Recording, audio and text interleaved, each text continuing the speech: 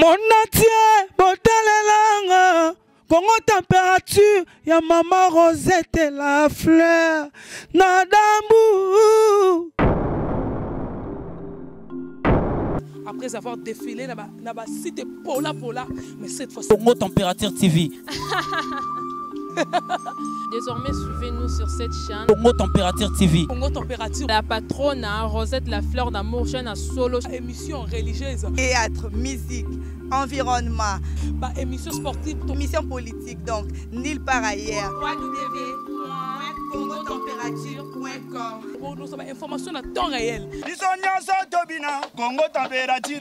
Et yena mo pepe asika. Ya tobina Congo Température. Donc, veut dire que nous nous sommes retrouvés ici à l'intérieur. Donc, ensemble, on a un méga star. Il y a Internet, donc nous sommes là. Donc, pyjama, on a notre Simbelinga Pro. Donc, tous allés, Jaël Show. Bonsoir. Bonsoir, Abi. Bonne santé. Santé qui t'ont ramené au monde, alors Pépé les film. Ouais, Balobarabiso, Matang et Sangsarabatu, Fetipe Sangsarabatu. C'est une meilleure occasion pour nous de nous retrouver grâce à la fête de Karine Mokonzi. Ouais, là, normalement, nous merci. La colonne Zambé, on a coupé un petit biseau et puis à Baxeli, ma copine Ajmoko. Une fois que Zambé a sa distraité, à ça la macam la nenge na e. Na sa plaisir na e, on baxambula moko ne Zamba pesi biso. Net ya kabo to baxambula moko to baxarape et loro moko. Que tant de fête anniversaire liwa peso pusana. Donc merci Seigneur. Et c'est moi qui makasi po toza awa batunyo so bazali et puis fête dans le roi. Batunyo so bazate. Biso baza. Là et alors quoi fête un mariage mais chroniqueuse à cet anniversaire donc donc félicite à Moutou.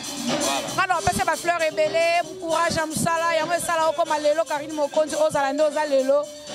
Dans mon baxi pour la moko. J'ai poussani diminuer au bouquet à Bouzoba, Bakisa Roesa Mayele parce que lobby doit éviter. C'est ça donc ma fleur est belle.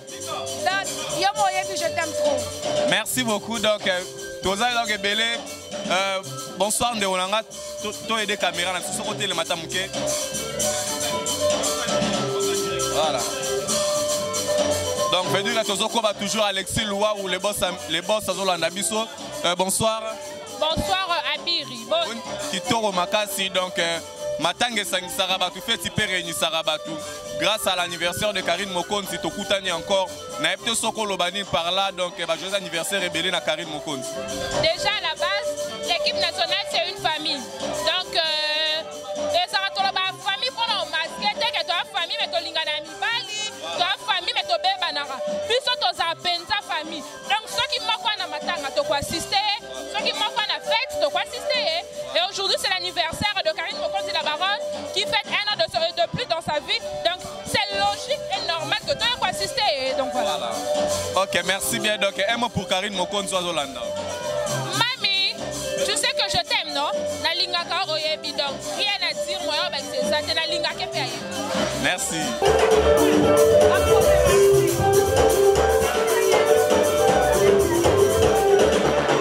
Merci bien Alexis Loua ou pourquoi pas dire un truc comme merci à 0044 et maman Elissa.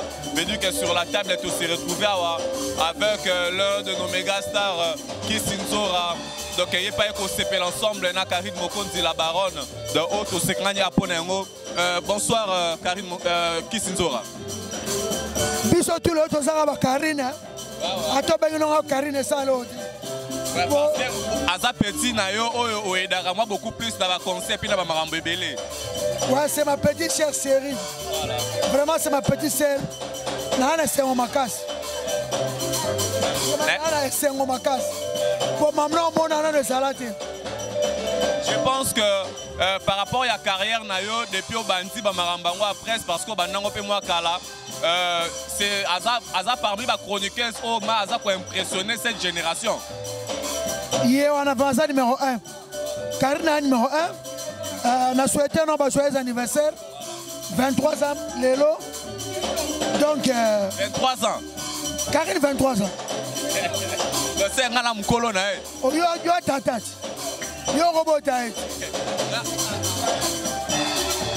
Merci bien donc Karine Mokonzi Olanda au Sokolo Baneni. Karine je t'aime. I love you chérie. I love you. Joyeux anniversaire. I love you. Royal Kinale, la Lobena Peso, bonsoir sur la Koutenao. Bonsoir. Ça continue toujours sous l'ambiance de l'anniversaire de Karine Mokonzi, la baronne, qui est déjà là avec nous. Maintenant, là, je suis avec Tracy Mbelenga Pro. Je pense que Bozola a en direct une exclusivité de l'anniversaire à Karine Mokonzi. Bonjour Tracy Mbelenga Pro. Ouais, bonsoir Abiri. Ok, Tracy Mbelenga Pro, Nabatutu Bazolanda yo. C'est grâce à l'anniversaire de Karine Mokonzi, la baronne. Aujourd'hui, Karine Mokonzi a pris cette initiative.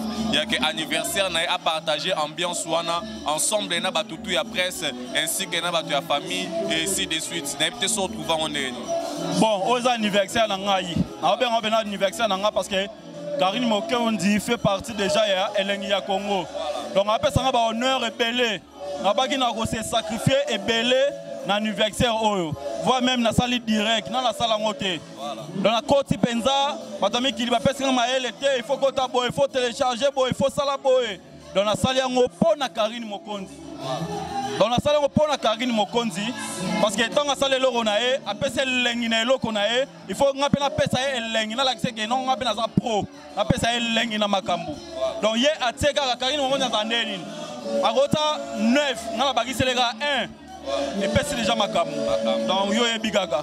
Ok, donc au colo bani pour la Karine Mokonzi. Ouais, félicitations Karine Mokonzi. Les autres les gars bien. Donc faites les gars bien. Au monde déjà batou. Baza vraiment. Donc organiser le bien quoi. Organiser le bien. Sans faute, sans nini, sécurité assurée. Donc ils attendent que non, bah bête à moutou, bah ça la soki nini. So bah bête à moutou. Bah bête ouana ato ya poste. Ah, écoute bah bête exacté. Bah au monde en batou nous c'est pas naturel. Bah toi bête bah vanni.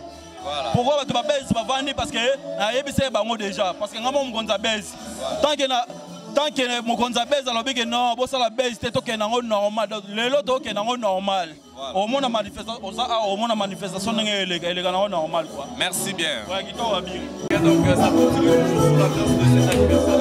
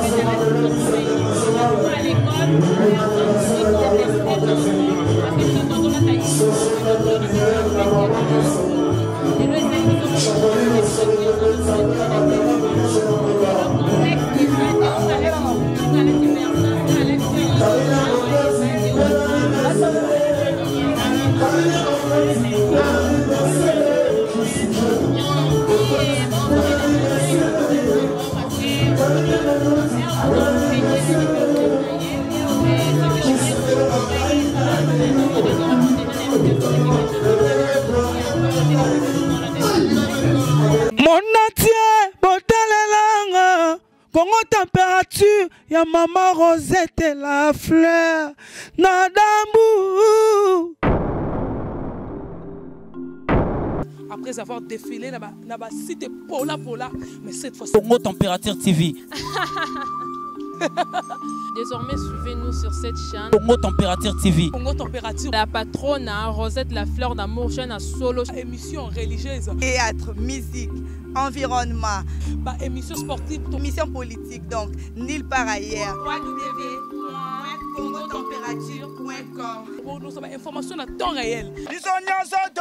Congo Température. Et y a mon pépé, Congo Température. Et y a mon pépé,